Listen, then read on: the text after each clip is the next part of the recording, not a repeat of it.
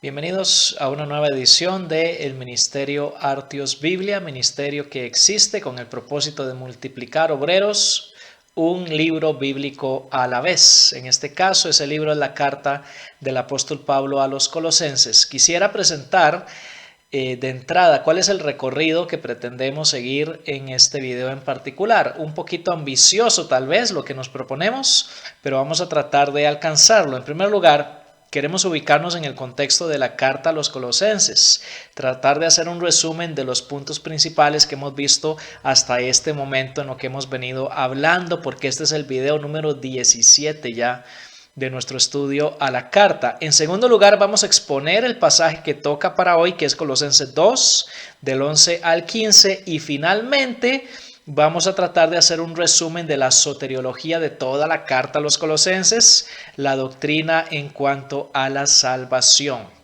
Comencemos entonces ubicándonos en el argumento de la carta a los Colosenses hasta este punto donde estamos, que es capítulo 2 y versículo 10. Lo primero que tenemos que notar es el cristocentrismo radical que hemos observado desde versículo 13 de capítulo 1 hasta capítulo 2 y versículo 15. En toda esta sección de la carta a los Colosenses 1:13 al 2:15, la persona y la obra del Señor Jesús aparece nada menos y nada más que en 25 de los 32 versículos. Eso quiere decir que Él es la figura, Él es el tema, Él es el personaje principal de esta sección de Colosenses, y de toda la carta, por cierto, hay un cristocentrismo radical en Colosenses. Ahora, lo segundo que debemos recalcar es que el tema de la carta, el tema que estamos proponiendo en esta serie de videos,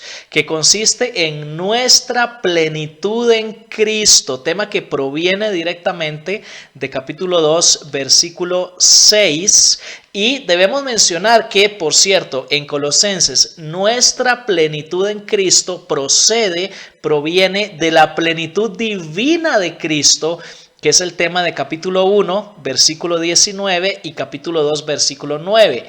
Él es plenamente Dios y por tanto nosotros estamos completos en Él, dice Pablo en 2, 9 y 10.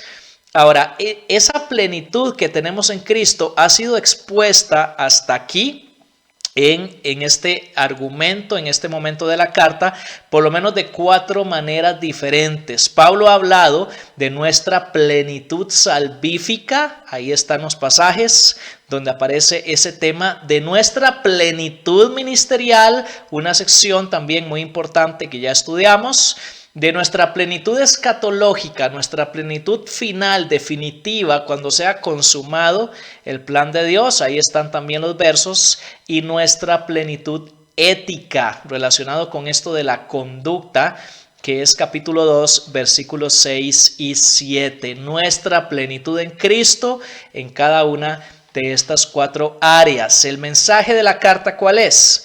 Que Cristo es enteramente suficiente para nuestra salvación, para nuestra conducta, para nuestro ministerio, para nuestro presente y para nuestro futuro. Él, el Señor Jesucristo, es plenamente suficiente para nuestra doctrina y nuestra práctica. Y quisiera dar aquí una palabra particular para los obreros cristianos o los obreros en formación, que por cierto, ellos son el enfoque principal de estos videos. Y quiero decir a todos aquellos que estamos en el ministerio que nuestra meta ministerial, según Colosenses 1:28, consiste en presentar a toda persona completa en Cristo mediante el ministerio evangelístico, porque ahí en 1:28 Pablo utiliza el verbo anunciando a Cristo. Nosotros anunciamos ministerio evangelístico, pero también mediante el ministerio doctrinal, porque ahí en 1:28 Pablo dice enseñando en toda sabiduría.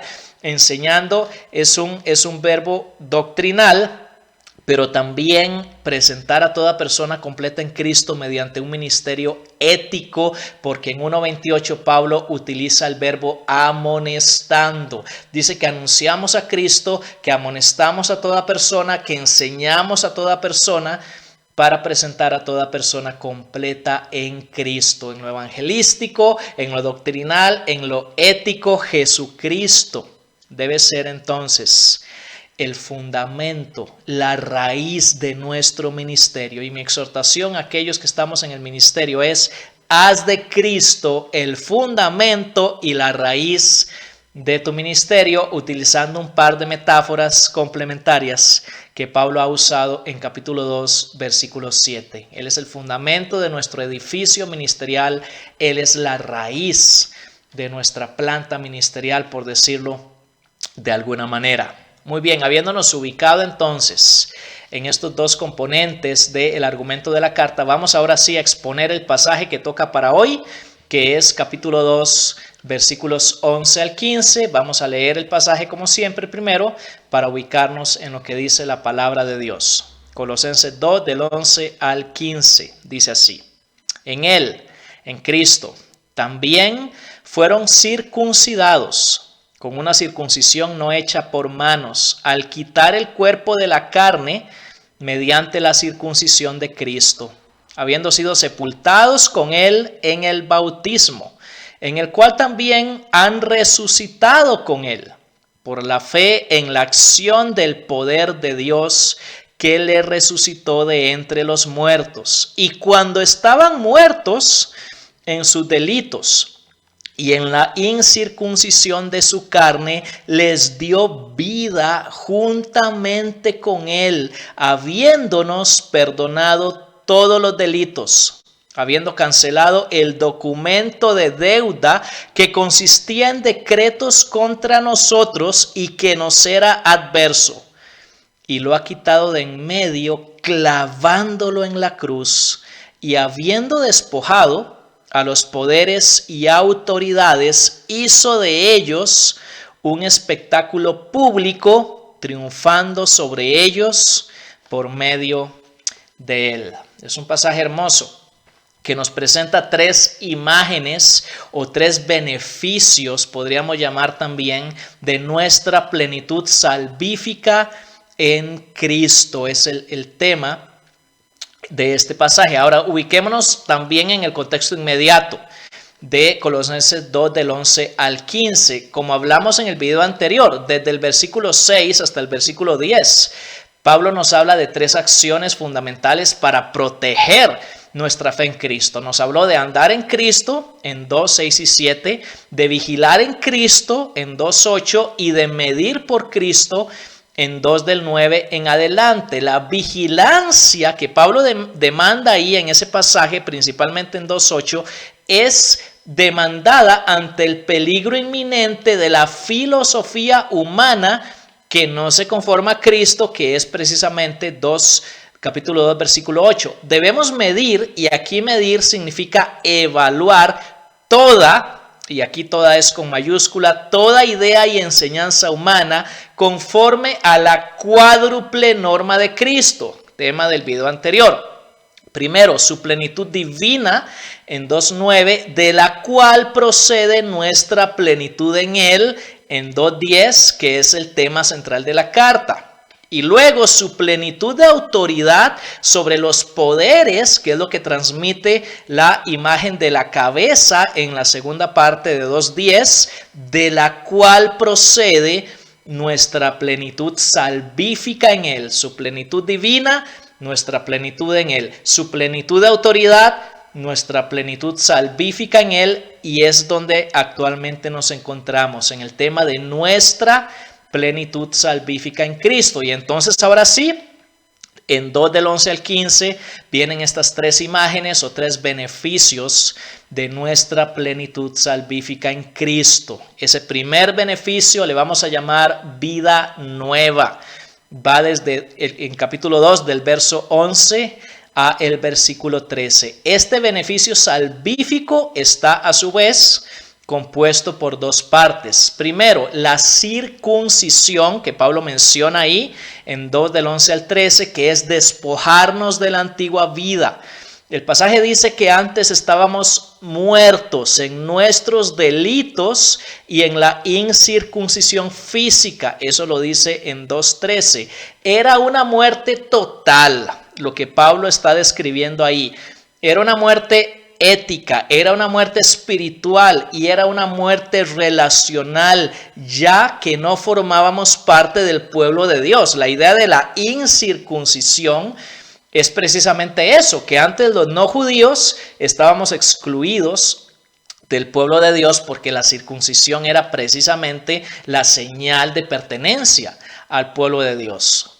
Pero a pesar de esa muerte total que antes experimentábamos, en la muerte física de Cristo en la cruz, dice 2:11, fuimos circuncidados por Dios, no por mano humana, sino directamente por Dios, espiritualmente hablando. Obviamente esa circuncisión, al haber sido despojados de nuestra anterior muerte, al aplicar la muerte de Cristo a nosotros por medio de la fe en Él, su muerte física, la muerte física de Cristo, quitó nuestra muerte espiritual y nos constituyó en parte del pueblo de Dios. Y por causa de todo esto que he explicado, hermanos, debemos enfatizar que no necesitamos entonces ahora, los no judíos cristianos, no necesitamos una circuncisión física para pertenecer al pueblo de Dios en el presente. Ya somos parte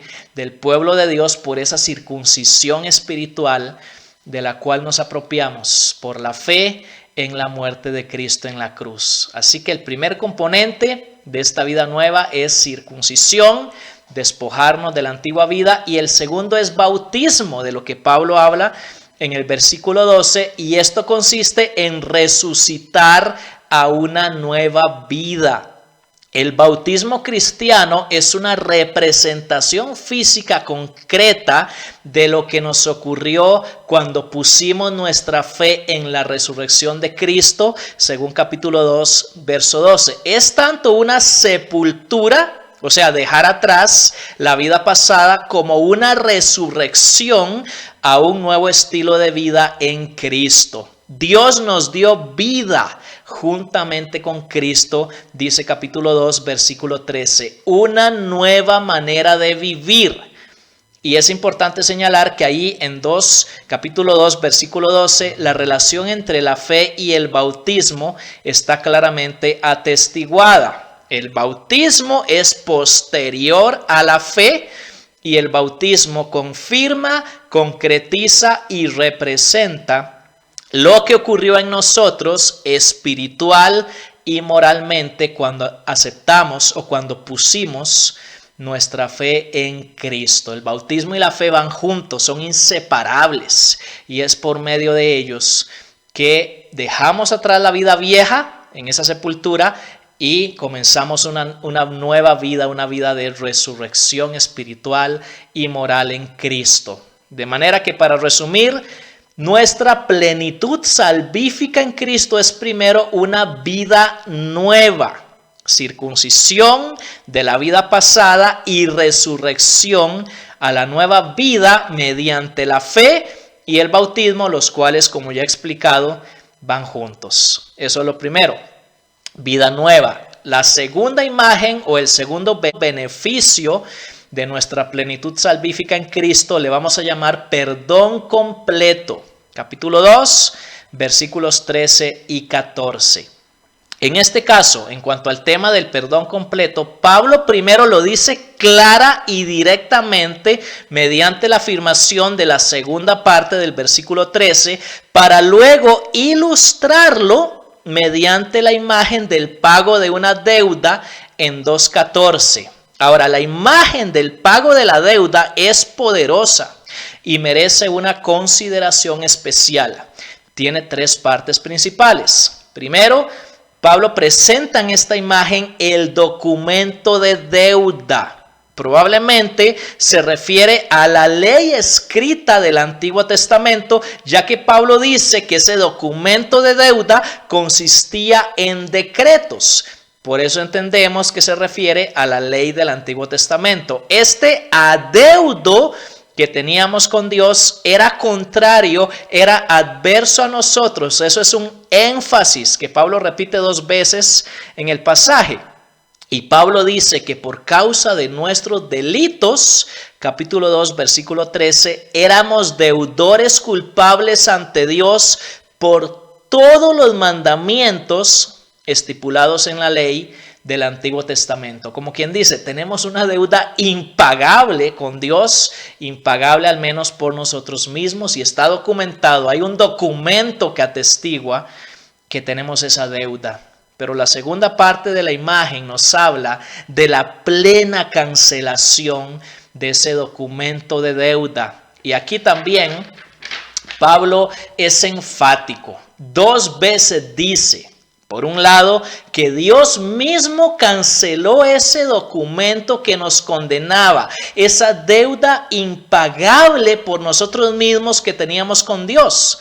Pero por otro lado dice que lo ha quitado de en medio, de modo que ya no es y nunca más será una barrera que nos separa de Dios. Antes esa deuda nos separaba de Dios en un estado de muerte, que es lo que Pablo dice en 2:12, pero ahora Dios quitó de en medio esa deuda, ese adeudo, ese documento que teníamos con Él, y ya no hay separación alguna. Y el tercer componente de esta imagen tan hermosa, tan poderosa, tiene que ver con el medio de la cancelación de la deuda. El texto dice que Dios mismo canceló la deuda de pecado y condenación que teníamos con Él, clavándola en la cruz, clavando ese documento de deuda en la cruz de Cristo. La muerte de Cristo en la cruz es el pago todo suficiente y todo satisfactorio de nuestros pecados delante de Dios. El sacrificio de Cristo en la cruz ha sido y es el único y absolutamente suficiente pago ante Dios por todos nuestros pecados. Pablo dice que es como si Dios hubiera tomado nuestro documento de deuda y lo hubiera clavado en la cruz de Cristo con el sello de absoluta y completamente cancelado. Dios agarra ese documento, lo clava en la cruz y lo sella como habiendo sido ya completamente cancelado por Cristo. Y hermanos, esto debe hacernos regocijarnos. ¿Qué está diciendo Pablo aquí? Que la muerte de Cristo en la cruz ha cancelado enteramente nuestra deuda con Dios.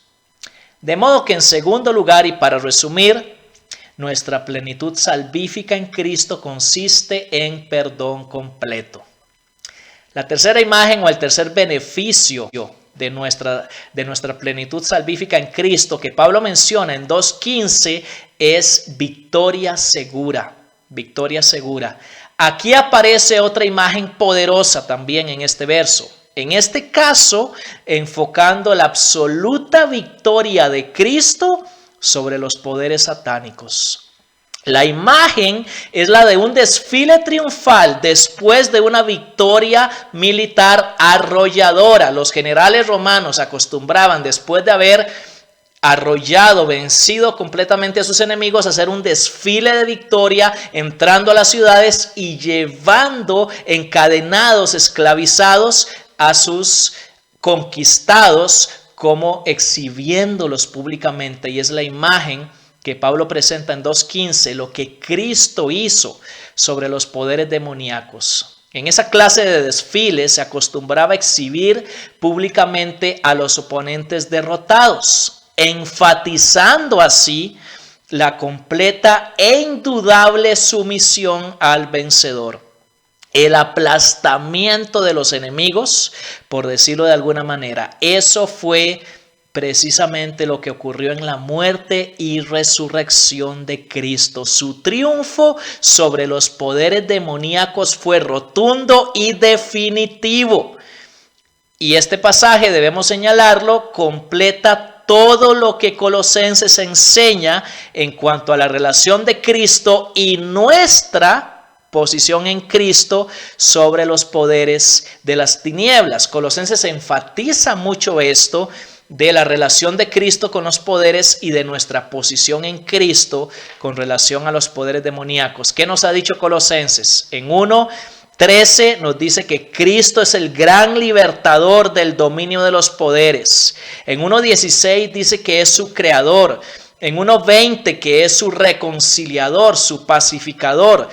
En 2:10 dice que es su cabeza, su suprema autoridad. Y aquí en 2:15 que Cristo es su absoluto vencedor. Cristo realmente domina de forma completa sobre los poderes de las tinieblas y por tanto cualquier temor o reverencia que los lectores de la carta pudieran tener hacia los demonios tendría que ser disipado, así como cualquier temor o reverencia que pudiéramos tener nosotros. Es parte de la teología de Colosenses, la victoria y el dominio absoluto de Jesucristo sobre los poderes de las tinieblas. Y esto es así porque nuestra plenitud salvífica en Cristo, en definitiva, nos asegura nuestra victoria segura sobre los poderes. Hagamos un resumen de la soteriología de la carta entonces. Primero un resumen de lo que acabamos de ver hasta acá en Colosenses 2 del 11 al 15,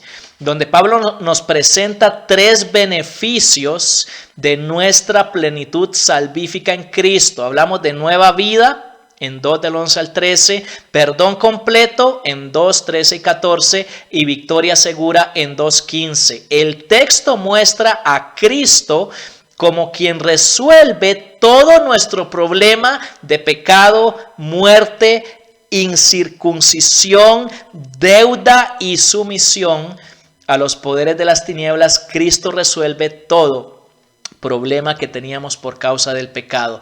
Y entonces, llegando acá, necesitamos tratar de sintetizar, de resumir toda la enseñanza de la carta a los Colosenses en cuanto a la doctrina, en cuanto a la soteriología, que es la doctrina de la salvación. Ahora, este pasaje que hemos estudiado, 2 del 11 al 15, complementa y completa toda la doctrina de la carta sobre nuestra salvación en Cristo. Vale la pena, como ya dije, terminar este video haciendo una síntesis de lo que Colosenses enseña sobre soteriología. Iniciemos primero enlistando todos los conceptos e imágenes que Pablo usa para referirse a nuestra salvación. Lo voy a leer sin los versículos donde aparecen, pero ahí van a aparecer por escrito. Pablo habla de la salvación como una herencia futura, como una liberación del dominio de los poderes, como un traslado al reino del Hijo, como una redención que Pablo define como perdón y liberación o cancelación de los pecados, como una reconciliación, como una presentación, como una circuncisión, como sepultura y resurrección, como vida, como perdón de los pecados, como cancelación de la deuda y como victoria sobre los poderes y finalmente también como un espectáculo público. He enlistado, hermanos amados, nada más y nada menos que 13 conceptos e imágenes salvíficas que Pablo presenta a lo largo de la carta a los Colosenses. Ahora, podemos agrupar estos 13 conceptos salvíficos, soteriológicos, en 4 conceptos soteriológicos inclusivos de Colosenses, que vamos a llamar primero liberación, ahí están los pasajes; segundo, reconciliación; tercero, renovación; y cuarto, victoria. Creo que son los 4 temas soteriológicos principales de Colosenses: liberación, reconciliación, renovación y victoria. Bajo cada uno de ellos subyace el tema soteriológico principal de la carta a los Colosenses, que podemos resumir en la palabra cambio. cambio. Es el tema salvífico principal de Colosenses. Según Colosenses, la salvación plena en Cristo es, primero, una nueva dimensión, que es el concepto de liberación. Segundo, una nueva relación, que es el concepto de reconciliación. Tercero, una nueva vida. Y por último, una nueva victoria. Toda esta plenitud salvífica que presenta Colosenses es nuestra en Cristo, en Cristo. La carta enfatiza repetidamente la muerte física de Cristo en la cruz y su resurrección. Y ahí aparece la lista de pasajes donde Pablo lo hace, enfatizando la muerte de Cristo y su resurrección. Y de esta manera, como todo el Nuevo Testamento, Colosenses remarca que nuestra salvación no es una especie de premio que ganamos mediante nuestros méritos o buenas acciones. No lo es. Nuestra salvación depende enteramente de nuestra fe, que Colosenses repite varias veces, en la obra completa y suficiente de Cristo.